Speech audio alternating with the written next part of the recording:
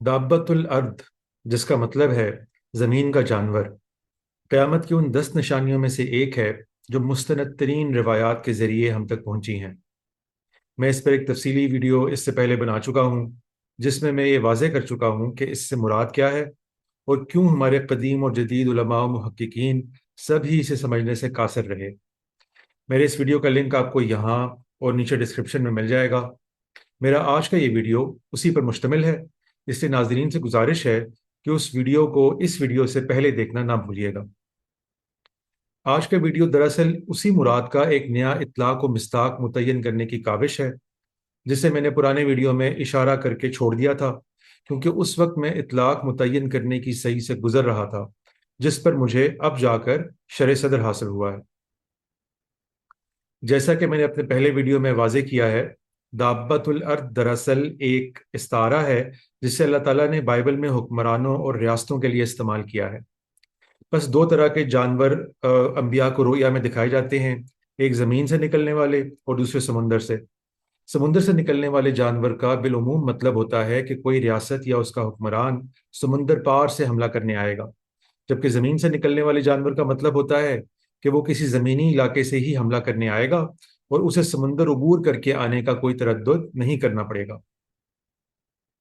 फिर हमलावर रियासत की मुख्तलिफ खसूसियात को उस जानवर के मुख्तलिफ अज़ा को मुतफर्रिक जानवरों के अज़ा से तशबीह देकर बयान कर दिया जाता है। यानी किसी जानवर का सर और धड़ तो शेर की मानंद होगा, पर बाजू उकाब के परों की मानंद, और कोई जानवर तेंदुए की मानंद होगा, पर उसके 4 सर और पीठ पर परिंदे की मानंद 4 बाजू होंगे। इन सब से मकसूद रियासतों की तायीन, सुरत और ताकत व हशमत को जाहिर करना होता है, जो तशबीह के अंदाज में बड़ी खूबी से बयान हो जाती है।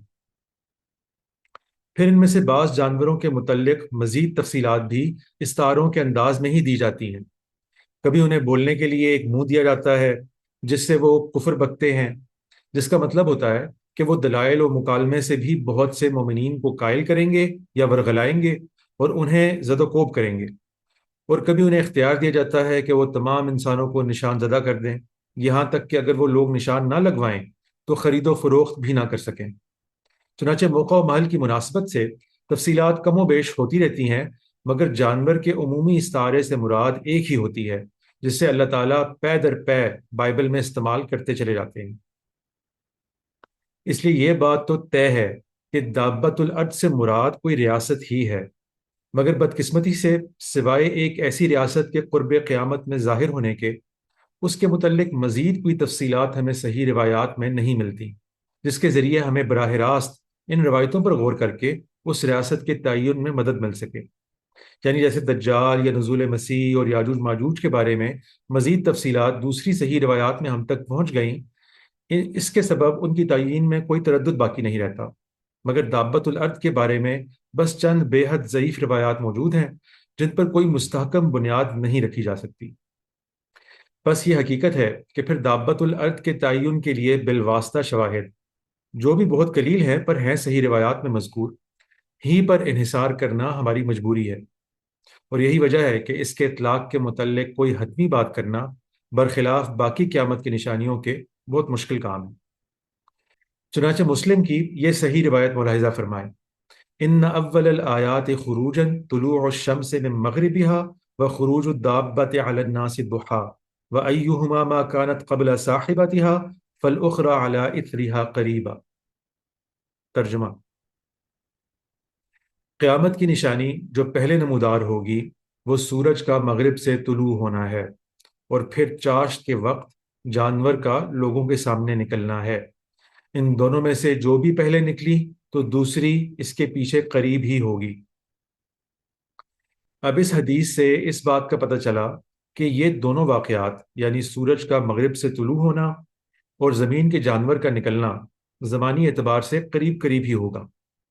इसी तरह एक और हदीस मुलाहिज़ा फरमाएं, तलातुन इदा खरजना ला यनफ़अु नफ्सन ईमानुहा लम तकुन आमनत मिन क़ब्ल औ कसबत फ़ी ईमानिहा खैरा तुलूउ शम्स मिन मग़रिबिहा वद्दज्जालु वद्दाब्बतुल अर्द। तर्जुमा: 3 निशानियां जब नमूदार हो जाएंगी तो किसी को उसका ईमान नफ़ा ना पहुंचाएगा जो इससे पहले ही ईमान ना ला चुका हो या अपने ईमान में नेक अमाल ना कमा चुका हो। وہ تین نشانیاں یہ ہیں: سورج کا مغرب سے طلوع ہونا، دجال اور زمین کا جانور۔ اس روایت نے ایک تیسری نشانی یعنی دجال کا بھی اضافہ کر دیا، یعنی یہ تین نشانیاں ایک ہی زمانے میں یا آگے پیچھے ظاہر ہونی ہیں، اور ان کے مابین زمانی بعد زیادہ نہیں ہو سکتا۔ اب یہ تو ہم متعین کر چکے کہ دجال کون تھا، اس لیے ایک عمومی زمانہ متعین کرنے میں تو کوئی خاص دقت نہیں ہونی چاہیے، اور روایات پر غور کرنے سے یہ اشارہ بھی ملتا ہے کہ یہ 10 کی 10 نشانیاں دراصل ایک ہی زمانے میں آگے پیچھے نمودار ہونے والی نشانیاں ہیں، اسی لیے انہیں ایک ساتھ ہی نبی کریم صلی اللہ علیہ وآلہ وسلم نے بیان فرمایا ہے۔ پھر اگر ضعیف روایات پہ بھی نظر دوڑا لیں اور نمک کی ایک چٹکی کے ساتھ انہیں لیں تو ان میں اسی قسم کی باتیں ملتی ہیں جو بائبل میں بیان کردہ نشانیوں کی مانند ہیں۔ مثلا یہ کہ یہ جانور بھی کلام کرے گا، یعنی پوری نظریاتی بنیاد ہوگی جس کے ذریعے وہ لوگوں کو قائل یا تابع فرمان کرے گا، اور یہ خدا تعالیٰ کے خلاف برسر پیکار ہوگا۔ وہ بھی انسانوں کو نشان زدہ کرے گا، جس کے ذریعے مومن و کافر کی پہچان بالکل نمایاں ہو جائے گی۔ اس کے پاس بے پناہ طاقت ہوگی جسے یہود کے مشہور پیغمبروں کے آلات سے تشبیہ دے کر سمجھایا گیا ہے، وغیرہ۔ ان سب باتوں کو مد نظر رکھا جائے تو اس ریاست کا مصداق معقول حد تک شواہد سے ابھرتا محسوس ہوتا ہے۔ شواہد کو ایک بار پھر ذہن میں تازہ کر لیں۔ ایک ریاست جو دجال سورج کے مغرب سے طلوع ہونے اور باقی 7 نشانیوں کے آس پاس وجود پذیر ہوگی، یہ مسلم ممالک بالخصوص عرب، کیونکہ یہی بالعموم ایسی حدیث میں مراد ہوتے ہیں، سے ملحق کسی بری خطے میں واقع ہوگی، کیونکہ یہ جانور زمین سے نکلے گا نہ کہ سمندر سے، یا یہ کہا جائے کہ یہ بری طاقت ہوگی نہ کہ بحری۔ یہ ریاست ایسے حالات پیدا کر دے گی جس کی بدولت خود مسلمانوں میں سے مومن و کافر کی تمیز نمایاں ہو جائے گی۔ ان شواہد سے میرے ناظرین بھی یقیناً اس ریاست تک پہنچ گئے ہوں گے۔ الغرض دابت الارض موجودہ ریاست اسرائیل ہی معلوم پڑتی ہے، جو ان سب شواہد کو پورا کرتی نظر آتی ہے۔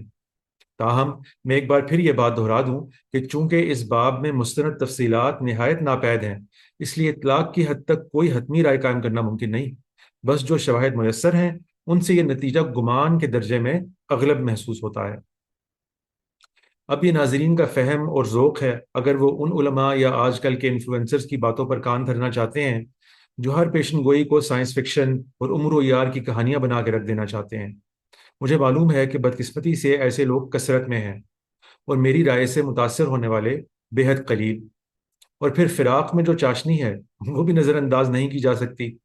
آخر یہود و نصارہ بھی تو آج تک ان پیشن گوئیوں کا انتظار ہی کر رہے ہیں جو ہزاروں سال پہلے پیش آ چکی۔ اسے ایک مصرے میں تحریف اگر کر لی جائے تو بات سمجھانے میں شاید آسانی رہے: وصل سے بھی دل فریب ہیں غم انتظار کے۔ بہرحال مجھے اب یہی کرنا ہے کہ جو غیر علمی اور غیر تحقیقی رویہ مسلمانوں نے اپنا وظیفہ مقرر کر لیا ہے انہیں واضح مصداقات کے ذریعے سمجھایا جائے کہ تحقیق کیسے کی جاتی ہے۔ اگر یہ کرنے کا ذوق ہوتا تو نہ پہلے مسلمان اتنا پیچھے رہ جاتے اور نہ اب غیر مسلموں کے مرہون منت ہوتے۔ یقیناً ہمارے رب نے تو ہمیں سارا مواد و مصالحہ صدیوں پہلے عطا فرما دیا تھا، ہم ہی اس سے کوئی کارآمد عمارت بنانے میں ناکام رہے۔ والسلام۔